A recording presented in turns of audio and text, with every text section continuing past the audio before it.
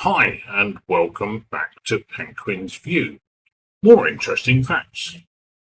And this time on the singer and actor David Bowie. Or is that David Bowie? I think it depends on the person and how they pronounce it. Anyway, let's start. Okay, so I'm sure this first one a lot of people know, although I didn't. He was born in Brixton as David Robert Jones on January the 8th, 1947. He had a condition called anisocoria, which made one pupil a different size to the other, which gave the appearance of him having different coloured eyes. He wrote a play for the BBC called Champion Flower Grower. Unfortunately, the BBC decided to reject it, although I'm sure by now that this was considered a big mistake and BBC wish they'd kept hold of it, but there we go. Sometimes you can't predict the future unless you come from Harry Potter divination class. He had two things in common with Elvis Presley. First of all, the same birthday, and that he actually signed a 3-album record deal with RCA, which was Elvis's record label. The deal itself was reported to be in the region of $37,500.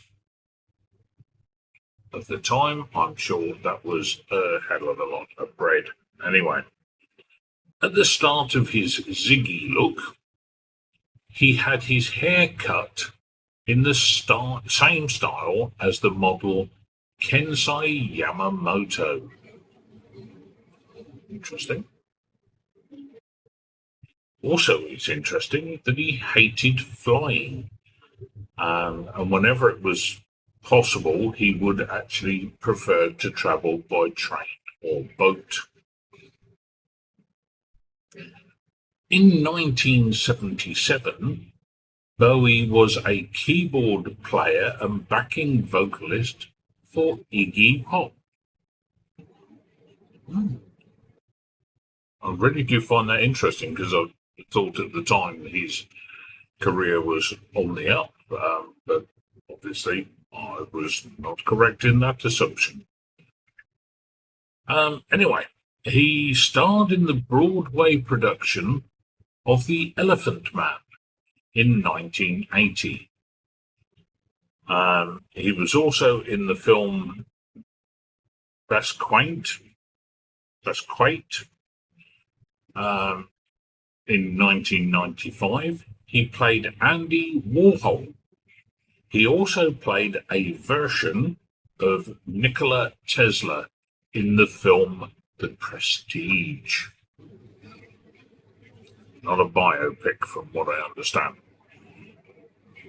At the Burnt Ash Junior School, where he went to, his voice was considered adequate. Oh, the school report of adequate. Oh, it's never a good one. But he was above average in playing the recorder.